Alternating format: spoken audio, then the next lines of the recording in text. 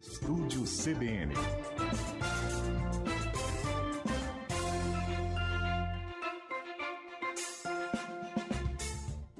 Agora 3h09, de volta com o Estúdio CBN desta quinta. E olha, uma nova lei publicada hoje no Diário Oficial aqui de Campinas permite a expansão da tecnologia 5G. Essa lei regulamenta a instalação de estruturas de suporte para telecomunicações, como as antenas de celular, por exemplo. Para entender melhor o que muda com a publicação dessa nova lei, a gente conversa agora com o Eduardo Capia, ele que é conselheiro da Sociedade de Engenharia de Televisão e também faz parte da AESP, que é a Associação das Emissoras de Rádio e TV do Estado de São Paulo. Conta pra gente, então, a que veio essa mudança aí na lei. Eduardo, muito obrigada pela participação. Boa tarde. Boa tarde. Obrigado pelo convite. Estou à disposição de vocês. É sempre uma satisfação poder participar da CBN Campinas e toda a rede e principalmente ouvir vocês aí no 99.1, que a gente sempre vem ouvindo por aí, né? Grande emissora. Eduardo, prazer é nosso, viu, em te receber aqui, te ouvir. E essa lei que foi publicada hoje, então, aqui em Campinas, permite a expansão, né, da tecnologia 5G. Na prática, agora está regulamentada a instalação de estruturas com antenas e equipamentos também de retransmissão do sinal de celular. Até então, era permitido aqui em Campinas que esses equipamentos fossem instalados apenas naquelas antenas já existentes, ou seja, isso agiliza essa expansão, né, da tecnologia 5G. Queria que você explicasse para a gente, na prática, o que muda agora com essa permissão. Na prática, é uma grande permissão de expansão, mas é bom a gente lembrar que a tecnologia 5G está completando 2 anos. Ela existe no Brasil com a primeira cidade a fazer seus testes de 5G, Brasília, em 6 de julho de 2022. Nós estamos hoje com 589 cidades do país com implantação e com 48% da população atendida e com mais de 28 milhões de usuários. Ou seja, nós temos que crescer, temos que usar, por exemplo, na cidade de Campinas, que é uma metrópole, né, com mais de 1 milhão de habitantes, muito mais, além daqueles que transitam no entorno, a gente vai ter possibilidade de implantar antenas de 5G de modo mais fácil, menos burocrático, menos entrave, e essa lei da municipalidade foi amplamente discutida na Câmara, na sociedade civil, e tivemos, assim, êxito nessa aprovação, porque o que acontece? Hoje, você consegue implantar antenas de 5G sem impacto arquitetônico. Isso vai permitir a ampliação do serviço 5G na cidade de Campinas, que era muito restritiva na sua legislação municipal. Bom, Eduardo, eu estava até comentando aqui no início do programa, né? Fiz uma consulta aqui no meu celular, a Tayla fez no dela também. Nós, nesse momento, aqui no Jardim São Gabriel, né, próximo a Valinhos, na saída de Campinas, no ponto alto da cidade, que tem muitas antenas de televisão, aqui a gente está ainda no 4G. São muitos poucos pontos de Campinas que a gente vê o nosso celular funcionando no 5G. Um pouquinho na região central, mas assim, bastante incipiente ainda, né?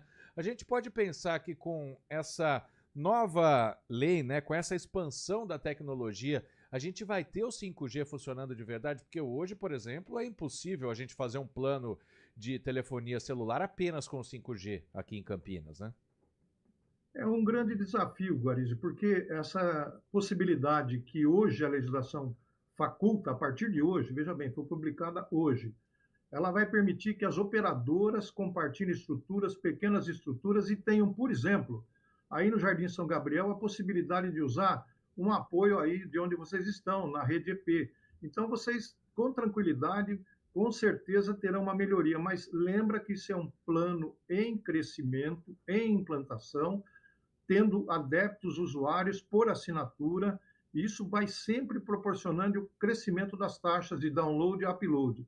O que a gente tem observado, e você tem toda a razão, tem observado até uma precariedade da cobertura até de 4G, por exemplo, nas rodovias.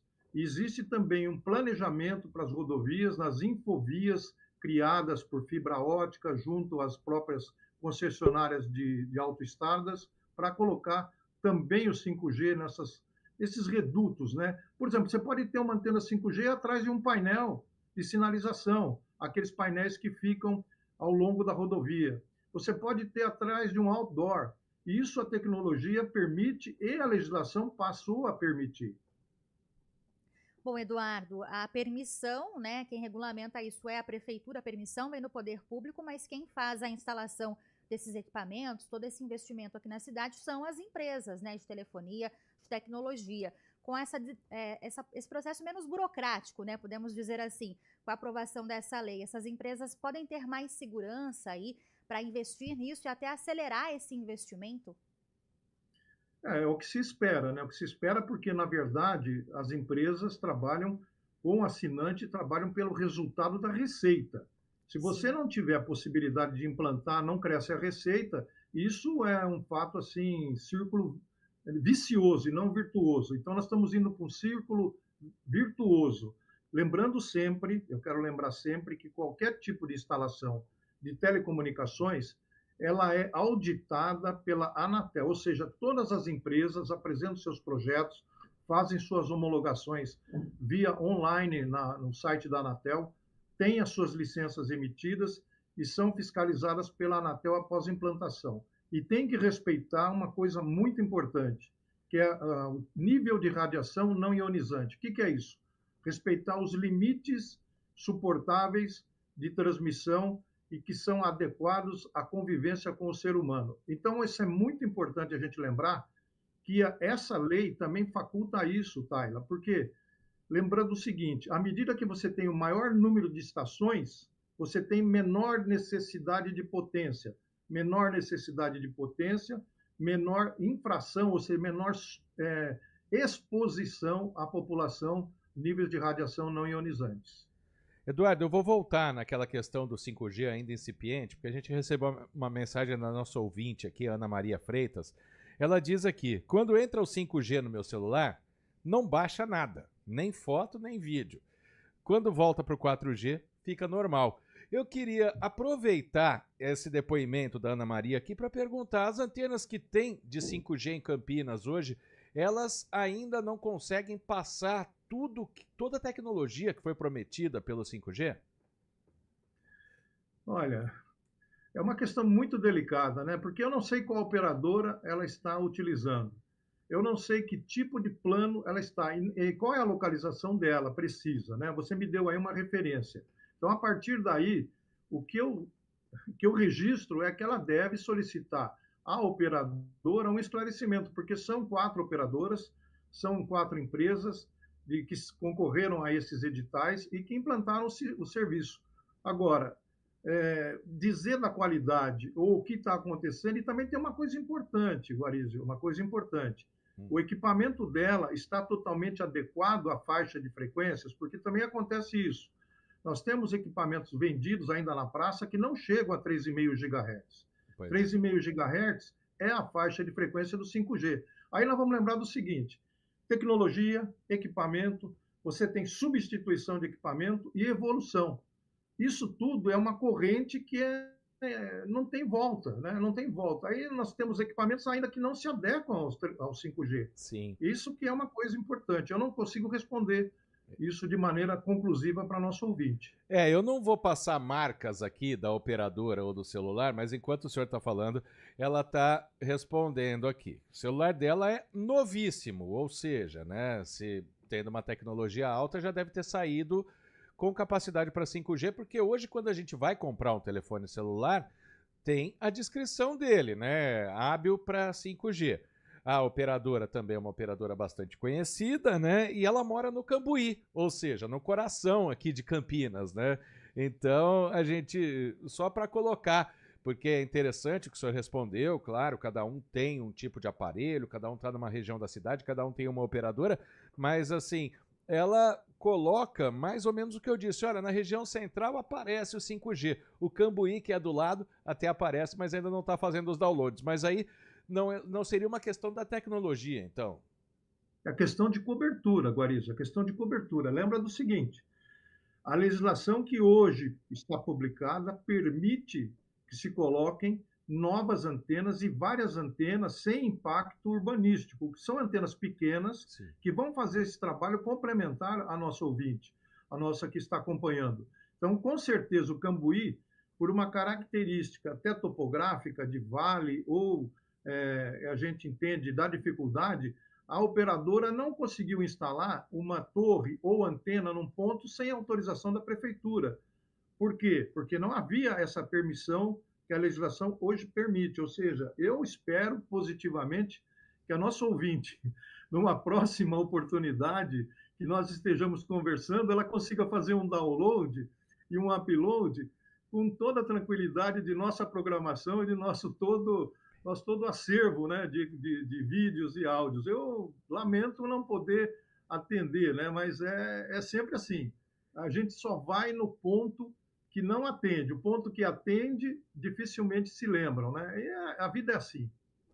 Bom, Eduardo, você citou até a questão aí do impacto paisagístico, né? Isso é previsto nessa lei municipal aí que foi atualizada hoje aqui em Campinas, que permite essa expansão do 5G. Então não pode haver esse impacto, por exemplo, em praças, em locais aí com grande circulação de veículos, pedestres, enfim, tem toda a regulamentação para a instalação dessas antenas, né?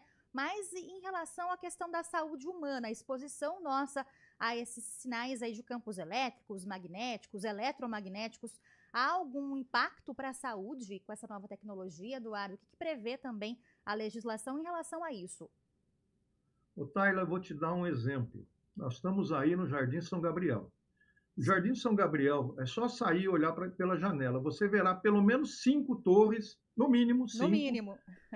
Sim. 5, 10 torres prováveis com antenas de altíssima potência de frequência modulada e de televisão. Tá? Ótimo, parabéns. Toda essa região já foi varrida, já foi feita a medição de radiação não ionizante e não se chegou nem de perto ao nível que atente à saúde humana.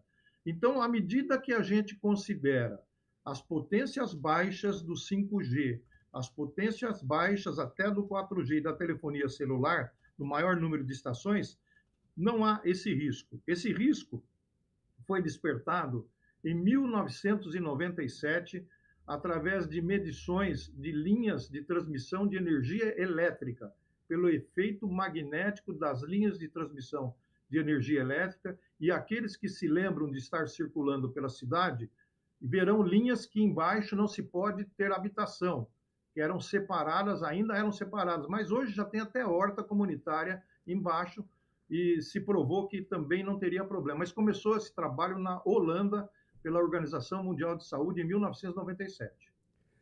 Deixa eu voltar mais uma vez, Eduardo, porque nossos ouvintes estão perguntando, né? Falar da Beth de Valinhos também, que diz que lá o celular adequado a 5G também não funciona. Mas, na verdade, ela está em Vinhedo agora, né? Mas ela é de Valinhos. Mas né? ela é de Valinhos. Mas eu queria só que o senhor repetisse a frequência que seria necessária, porque hoje tem aparelhos de telefone celular que estão sendo vendidos como 5G, mas tem que chegar a 3,5 GHz, é isso? Isso, 3,5 GHz. São uma portadora em 2,3 GB e outra em 3,5. Esses 3,5 são exatamente a mesma frequência que nós usávamos nas parabólicas de banda C. Vamos lembrar, nós temos nesse projeto, tem que lembrar certas coisas. Nesse projeto exitoso da Anatel e do edital do 5G, a substituição das parabólicas banda C, que ocupavam essa faixa do 5G. Então, elas foram deslocadas para a banda KU, que é uma faixa de frequência muito mais alta. Bom, dito isto, é bom lembrar também que o usuário de baixa renda pode ter acesso ao kit de antena de banda KU para receber a digitalização da TV. Bom, dito isso, é bom que se observe que esteja adaptado para a faixa de 3,5 GB. O receptor, aquilo que ela usa na sua mão, né? Isso é importante porque as operadoras já estão cientes disso, fazem a venda, os fabricantes estão cientes disso, obviamente, e é feito a sintonia automática, né? Tanto de upload quanto de download.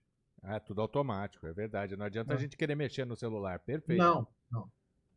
Bom, Eduardo, o que a gente queria saber também é em relação a Campinas, né? Em relação a outras cidades aqui do estado de São Paulo. A gente está numa região grande, metropolitana, que ainda precisa de muitos avanços, né? Em relação à tecnologia 5G, agora que a gente tem esse processo menos burocrático, né? Publicado hoje para essa expansão. Mas como está Campinas em relação a outras regiões do estado, até em relação à capital, né, quanto à instalação dessa tecnologia? Olha, Campinas avançou bastante, ela só não se equiparou à cidade de São Paulo, ou seja, o mesmo status que a gente está, pela razão da limitação da instalação. A lei municipal, a colocação de antenas, torres, com a vedação que existia até a publicação de hoje, dificultou muito. Então, a gente estaria aquém de São Paulo, da cidade de São Paulo, por esse motivo, mas não pela falta de procura ou não pela falta de assinantes, porque o usuário, às vezes, nem sabe. Ele compra equipamento, ele muda de plano ou a operadora estabelece a mudança sem o conhecimento. Ele, sim, muito bem, você acabou de comprar um plano novo, tem lá a possibilidade de chaveamento para o 5G, mas isso nem sempre fica tão claro. E é importante que a gente observe o funcionamento e acompanhe isso, e acompanhe pela mídia, acompanhe pelos próprios informes da Agência Nacional de Telecomunicações, no próprio site da Anatel, existe um quadro evolutivo com um cronograma do 5G que vai até 2029. Até 2029, nós somos 5.600 municípios no Brasil, todos eles terão 5G até 2029, lembrando que a prioridade são para localidades acima de 30 mil habitantes. Então, existe um cronograma, nós divulgamos, conseguimos divulgar pelo site do Ministério das Comunicações, tanto da Anatel, a gente tem acesso a esses números. Eu aconselho que se acompanhe aí rotineiramente para ver esse crescimento e nos consulte de vez em quando, que a gente, à medida que consegue, vai informando também esse crescimento nos sites de divulgação da própria SET, da AESP, daquelas plataformas que nós utilizamos. Muito bem, agradeço ao Eduardo Capia, ele que é conselheiro da Sociedade de Engenharia de Televisão, também da AESP, que é a Associação das Emissoras de Rádio e TV aqui do estado de São Paulo. Eduardo, muito obrigada mais uma vez, pela participação. Uma ótima tarde para você. Nós é que agradecemos, tudo de bom para vocês também. Muito obrigado. Obrigado, Eduardo. Aos que fizeram pergunta, não deu tempo da gente fazer, vamos retomar o assunto mais para frente. Intervalo agora? Sim. Então, vamos lá.